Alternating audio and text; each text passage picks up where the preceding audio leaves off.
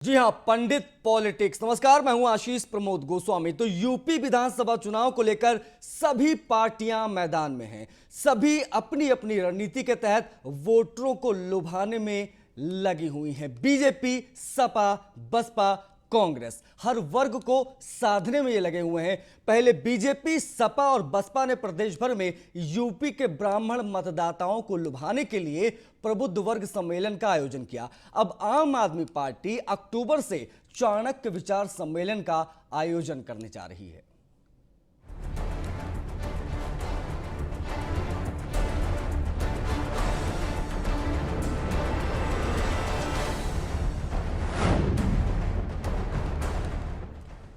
तो उत्तर प्रदेश में पार्टियों पर चुनावी रंग चढ़ चुका है। सभी छोटी बड़ी पार्टियां यूपी विधानसभा चुनाव 2022 की तैयारियों में जुट गई हैं। इस बीच आम आदमी पार्टी ने भी बड़े स्तर पर सम्मेलन का ऐलान कर दिया है। बताया गया है कि यूपी में आम आदमी पार्टी चाणक्य विचार सम्मेलन करेगी। आपका यह सम्मेलन अक्टूबर से यूपी में शुरू होंगे। बता दें कि लोगों को अपनी तरफ खींचने के लिए विभिन्न पार्टी इस तरह के अलग अलग सम्मेलन कर रही हैं। समाजवादी पार्टी, बहुजन समाज पार्टी यानी बीएसपी और भारतीय जनता पार्टी यानी बीजेपी के ऐसे विभिन्न कार्यक्रम चल रहे हैं। यूपी में बीजेपी प्रबुद्ध सम्मेलन, सपा पिछड़ा वर्ग सम्मेलन, शिक्षक सम्मेलन आदि करके जनता को रिझाने की कोशिशों में जुटी हुई हैं। आम आदमी पार्टी की तरफ से जानकारी दी गई है कि यूपी में रिटायर्ड आईएएस हरिशंकर पांडे उनके चाणक्य विचार सम्मेलन की अगुवाई करेंगे। बता दें कि पहले अटकलें थी कि आप किसी पार्टी से गठबंधन करके यूपी चुनाव लड़ सकती है, लेकिन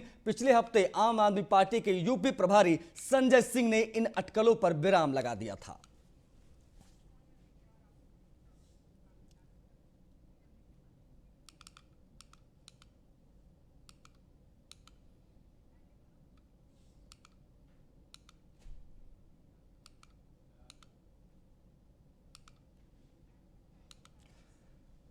तो यूपी में सियासत भारी है।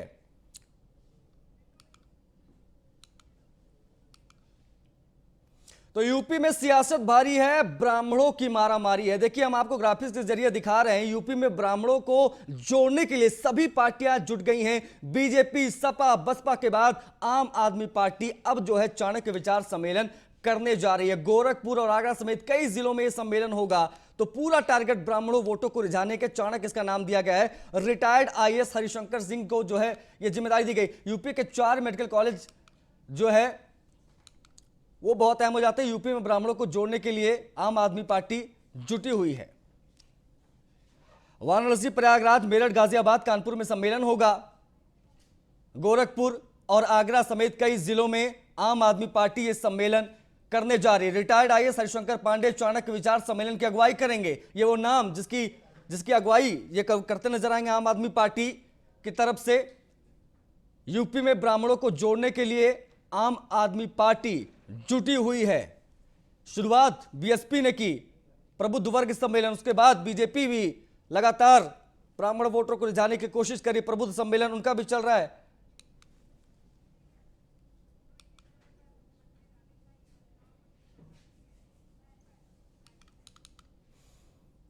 मुख्यमंत्री पुष्कर सिंह धामी और रुड़की में हैं। कई योजनाओं का शिलान्यास उन्होंने किया है। आपको सीधा लिए चलते हैं।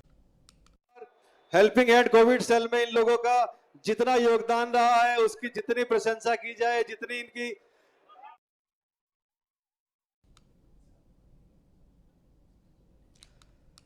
तो कई योजनाओं की सौगात दी है मुख्यमंत्री पुष्कर सिंह धामी और रुड़की पहुंचे हैं। सीधी तस्वीरें आपको दिखा रहे हैं।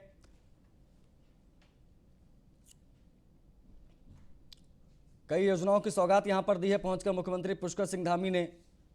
आज पंडित गोविंद वल्लभ पंत की जयंती भी है। गणेश चतुर्थी का भी मौका है। आप तस्वीरों के जरिए देखिए और समझिए।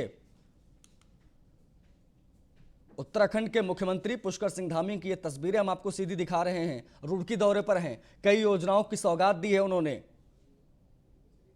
रुड़की वासियों को और लगातार एक्टिव है। चुनाव में इस वक्त कम बचा है। जिम्मेदारी एक अहम दी गई है। पेस्ट कंट्रोल की एक बड़ी जिम्मेदारी पुष्कर सिंह धामी के कंधों पर। और देखिए, रुड़की में इस वक्त मौजूद हैं मुख्यमंत्री पुष्कर सिंह धामी। कई योजनाओं की सौगात यहां पर पहुंच के उन्होंने दी है। कई कई योजनाओं का लोकार्पण शिलान्यास वहां पर किया। आप देख सकते हैं तस्वीरों में मदन कौशिक, पुष्कर सिंह धामी और तमाम लोग आपको नजर आएंगे।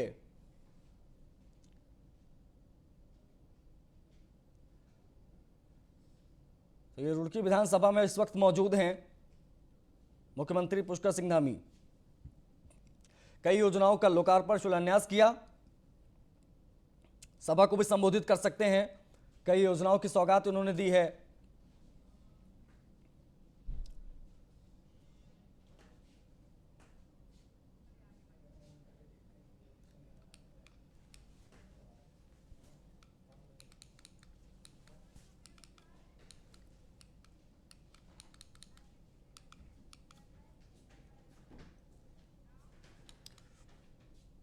तो पंडित पॉलिटिक्स जो आप मेरे पीछे देख रहे हैं, पूरा माजरा जो है, पूरा मामला इसी के इर्द गिर्द घूम रहा है। और इसी पॉलिटिक्स को साधने के लिए तमाम पार्टियां अपने अपने तरीके से, अपने अपने सम्मेलनों के जरिए ब्राह्मणों को साधने में जुटी हुई है। कोई खुशी दुबे का जिक्र करता है, कोई तमाम एनकाउंटर्स का जिक्र करता है, कोई सीधे प्रबुद्ध वर्ग से संगोष्ठी कर रहा है, उनसे मुलाकात कर रहा है और साथ ही साथ में ब्राह्मण वोटर को रिझाने की कोशिश कर रहा है। क्योंकि ब्राह्मणों का एक ऐसा वोट बैंक जिसको लेकर, जिसको साध कर 2007 में मायावती ने जो है सत्ता पर वो काबिज हुई थी। फिर चाहे भारतीय जनता पार्टी की बात करें, एक बड़ा वोट बैंक जो उनके साथ हमेशा रहता है, उसका अगर जिक्र करें तो वो एक बार फिर से उन्हीं वोट बैंक को साधने की कोशिश कर रहे हैं।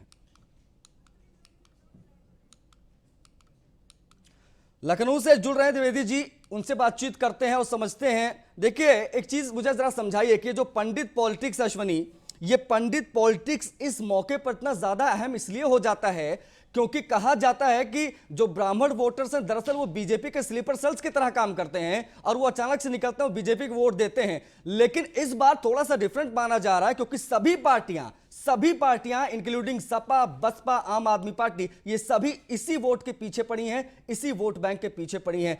क्या जो पूरा प्रोग्राम रहने वाला है आम आदमी पार्टी का, चाणक्य नाम दिया गया, क्या कुछ रणनीति रहेगी आम आदमी पार्टी की? तो 2005 की बात करें तो इस बार दो चीजों पर अटका हुआ है। एक तो सभी पार्टियों के लिए ब्राह्मण वोटर्स को अपनी ओर जोड़ना और प्राथमिकता देना, ये देखा जाना। उसके अलावा दूसरी चीज है अयोध्या।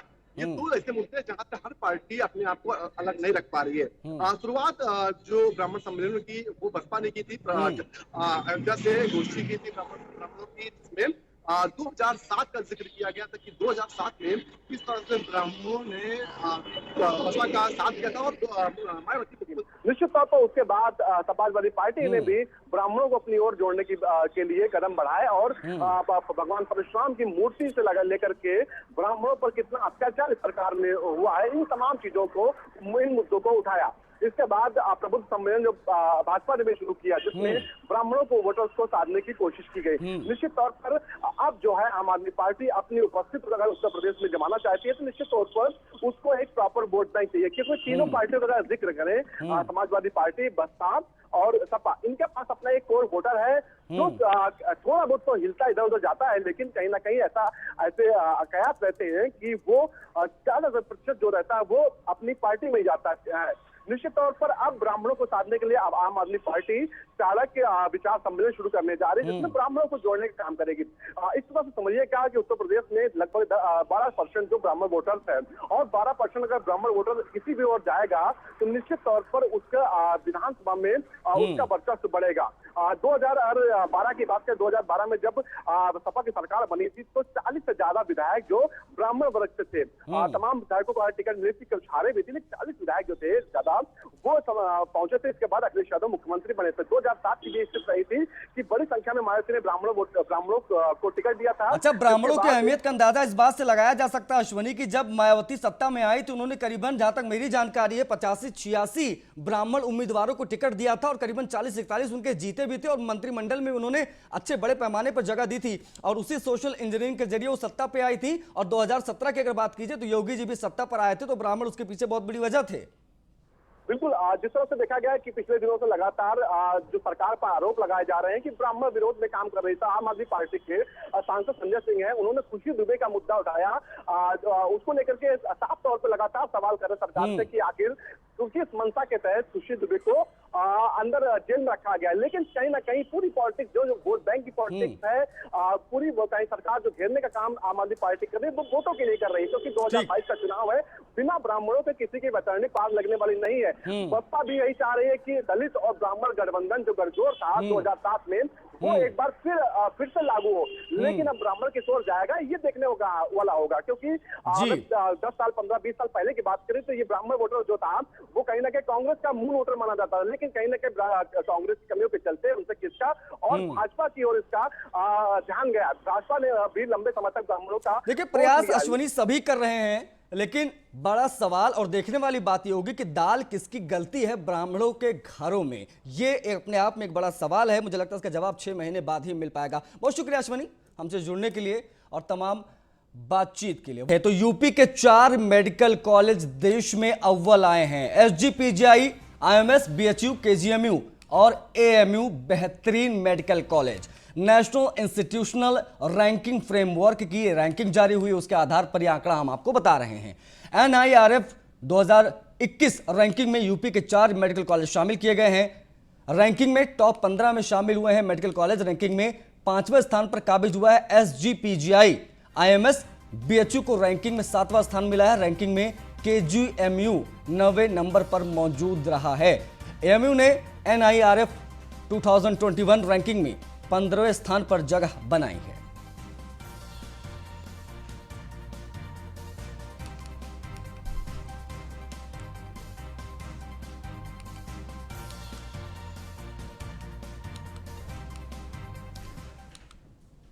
एसके वाजपेयी लखनऊ से लाइव जुड़ रहे हैं हमारे साथ। सुजीत थोड़ी देर में हमसे जुड़ेंगे। योगेंद्र अलीगढ़ से हमारे साथ लाइव जुड़े हुए हैं।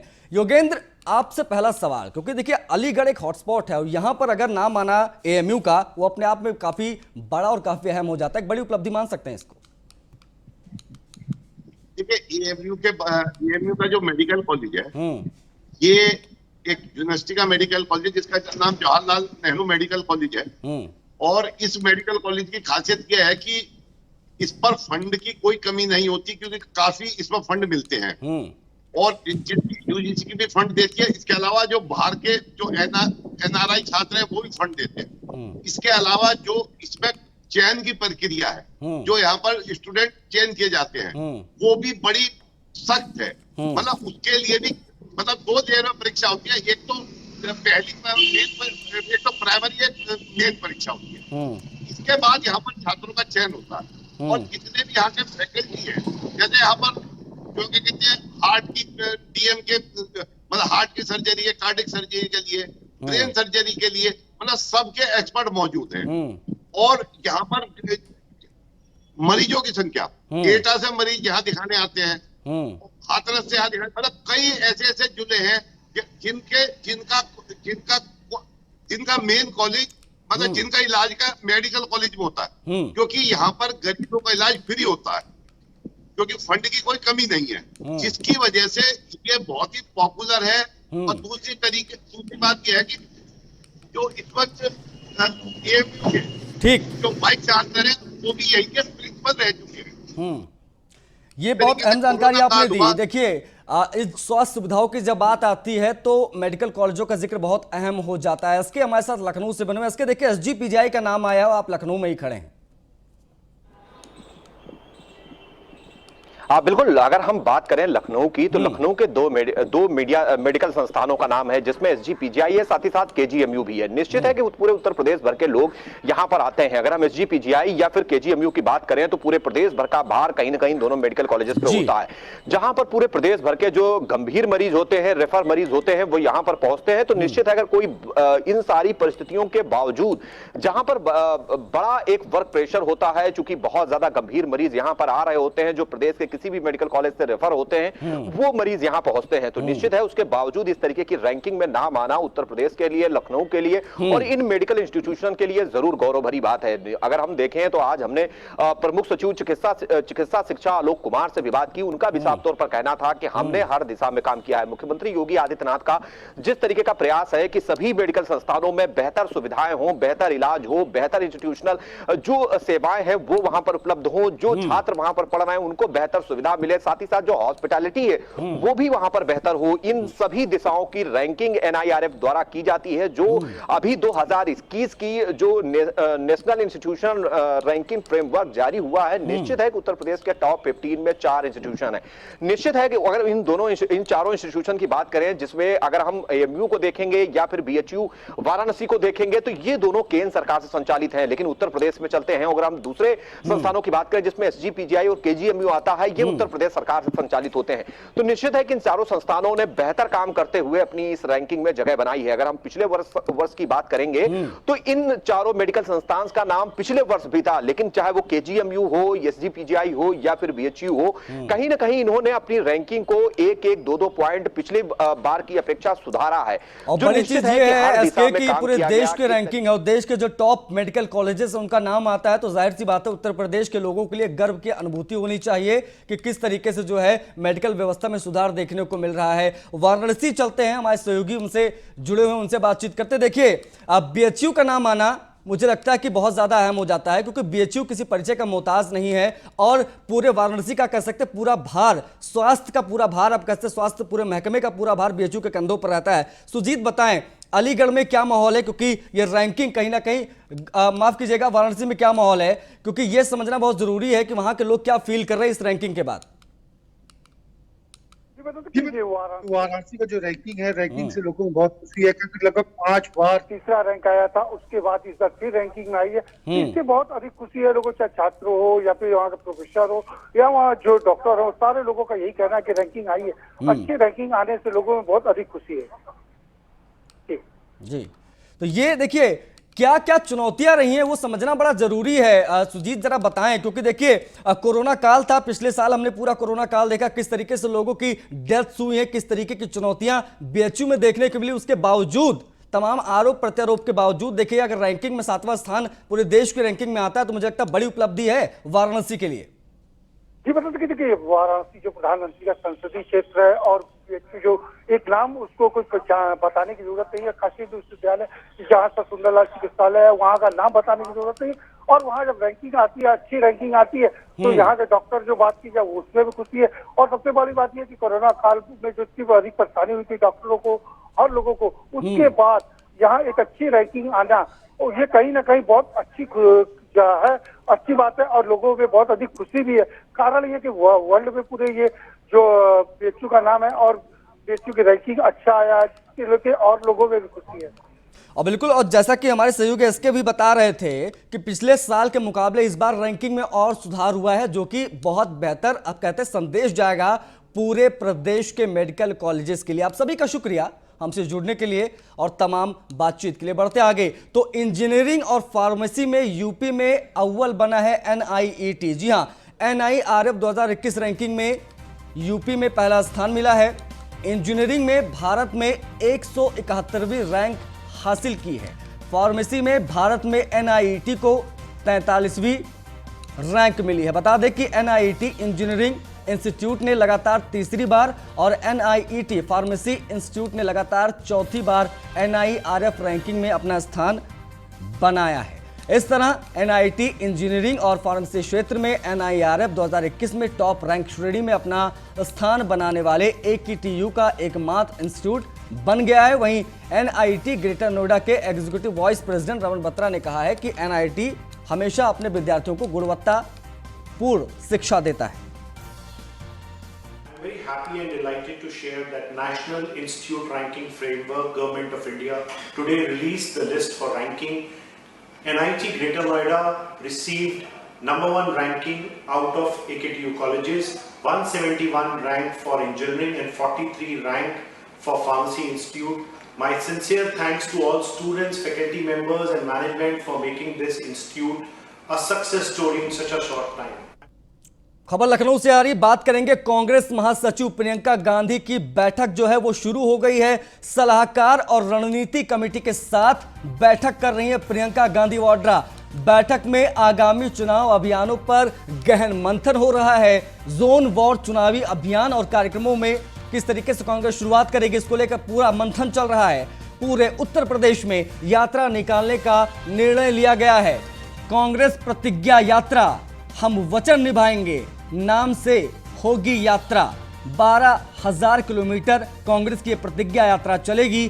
बड़े गांव और कस्बों से होकर कांग्रेस की ये यात्रा निकाली जाएगी। यात्रा के दौरान होने वाले कार्यक्रमों की रूपरेखा तय कर रही है प्रियंका गांधी। यात्राओं के रूट और मुद्दों पर सलाह ले रही है। रणनीति कमेटी के सदस्यों से सलाह ली गई है। सलाहकार और रणनीति कमेटी के बैठक के बाद प्रदेश चुनाव कमेटी के साथ बैठक होनी है।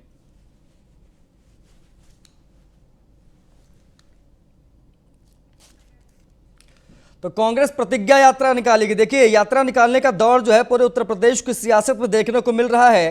कोई संकल्प यात्रा, कोई जन आक्रोश यात्रा, और अब जो है प्रतिज्ञा यात्रा कांग्रेस निकालेगी। गांव गांव, कस्बे दर कस्बे कांग्रेस पार्टी पहुंचेगी। प्रियंका गांधी अपने 2 दिवसीय दौरे पर लखनऊ पहुंची हैं। आज उनका दूसरा दिन है और लगातार बैठकें चल रही हैं। तमाम जो पार्टी के लोग हैं वो सब मौजूद रहे और बैठक में यह निर्णय लिया गया है कि प्रतिज्ञा यात्रा निकालेगी कांग्रेस। पूरे उत्तर प्रदेश के सभी जिलों तक पहुंचे गए। सलाहकार और रणनीति कमेटी के साथ बैठक हुई है और इस रणनीति कमेटी के साथ बैठक में चर्चा के बाद यह रणनीति बनी है कि यूपी में यात्रा निकालने का निर्णय लिया गया है। नगमा शेख हमारी सहयोगी लखनऊ से जुड़ गई हैं फोन लाइन पर। नगमा, क्या जानकारी निकलकर सामने आ रही, क्या रूट होगा, क्या चीजें अभी डिसाइड हुई हैं बैठक के बाद?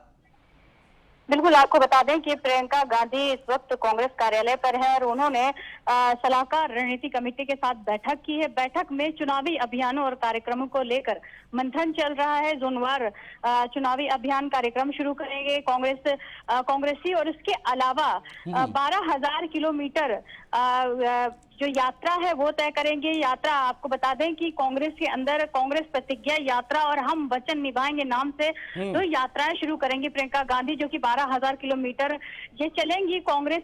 जो कांग्रेस प्रतिज्ञा यात्रा है और ये गांव और कस्बों से होकर जनता के बीच जाएंगी, क्योंकि जो 2022 का चुनाव है उसको जीतने के लिए उत्तर प्रदेश की जो सरकार है, मौजूदा सरकार है, उसकी जो जन विरोधी नीतियां हैं और जिस हिसाब से वो सरकार काम कर रही है, वो चाहे नौजवानों का मुद्दा हो, बेरोजगारी का मुद्दा हो, किसानों का मुद्दा, उन सबको लेकर, देखिए तमाम मुद्दों को लेकर गांव दर गांव पहुंचना चाहती है कांग्रेस। साथ ही साथ में अपनी खोई जमीन को तलाशने की कोशिश में कांग्रेस उत्तर प्रदेश में लगी हुई है, जुटी हुई है। नगमा, आपका बहुत शुक्रिया और मेरे साथ इस बुलेटिन में फिलहाल इतना ही। नमस्कार।